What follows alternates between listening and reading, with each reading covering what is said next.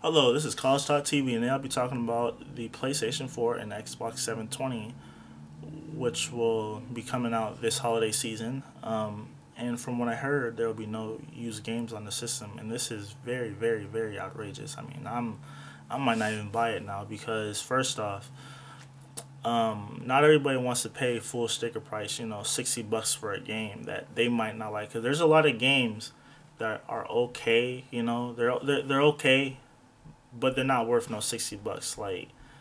You know, I don't want to just be specific because I know some people might be, they might really like that certain game, but I just feel like some games are worth 40 bucks, some games are worth 30 bucks, and then you have games like Cannon Lynch 2 that just are worth like maybe a couple bucks if that. I mean, that game was terrible, but so basically, all this speculation came about when Sony bought a patent that's number is 201300078892, which is they haven't really, Sony hasn't really saying statements about it, but you can look up through public, it's like all public information, the certain patents that people, put their names on, because you don't want to just, put on this work into something that someone already came up with.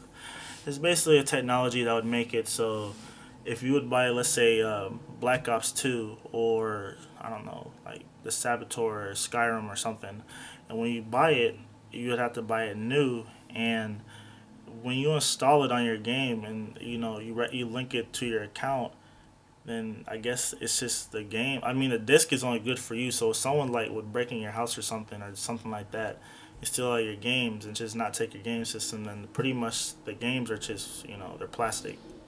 That's probably about the only pro I can see out of it. But like out of all the cons of it, I mean, people don't want to pay 60 bucks for games that are might only be worth only 10-15 bucks. I mean, there's some games I'll pay 30 for, some games I'll pay 40, and then there's some really good games I've been waiting a long time for to pay 60. But maybe 20% of the games I buy might be 60 bucks. So, you know, and also Microsoft is developing something that's very similar to that as well.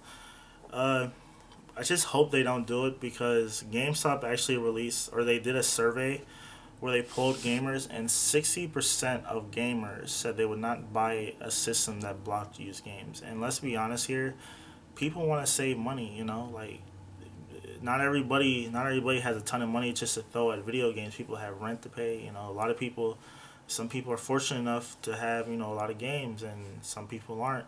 And the games we do buy, we want them to be worthwhile and be something that we're not just done with in like 7 hours like Homefront.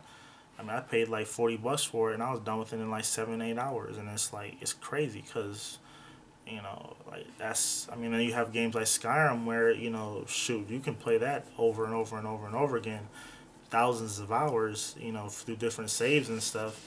It still not be. Then you have Civ 5, which I play. I mean, religiously, and it's worth it.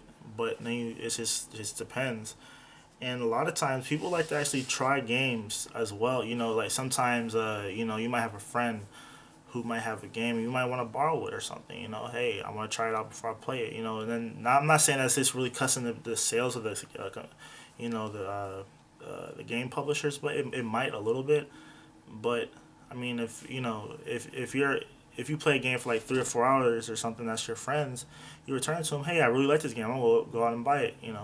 That's an incentive, and you know, and it's just I don't know, and like it's just infuriating because nobody likes DRM, and I hope that they don't have like a game system where you have to be online 24/7 because it's just because let's say the servers are down or something, your game could crash right in the middle of it just because the internet went off. I mean, I really hope that Sony and Microsoft would be, because I bet you that if both of them did that, it'd just be like a huge surge of people in just the PC games. I mean, yeah, you can't have PC games are like the same way, but at least with Steam, the games are so much cheaper. If you want to have something that costs 60 bucks, you gotta at least be able to like sell it used.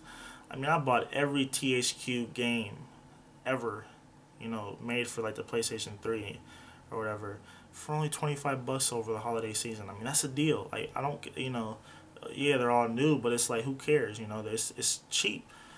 But with $60 a game, just I don't see people, I don't see people, tripping over themselves to get it. I mean, I probably would get it anyways, but I'll just be very dissatisfied, and I might not, because I'm thinking about getting both maybe, but if this happens, I'll probably get one. But let me tell you this: that if one of those systems does it, let's say the 720 has it so it blocks used games, or the PlayStation 4 does it, and the other game system does it, I bet you the one that doesn't do it will sell way more, and the other one would just be like, they'll probably just make it so you can have used games, but it would be like how the PlayStation 3 was when it first launched. It'll just be they'll be outsold. It's just a ton. So yeah, so this is my little take on it. Just subscribe, comment, tell me what you think about it. Yeah, have a nice day.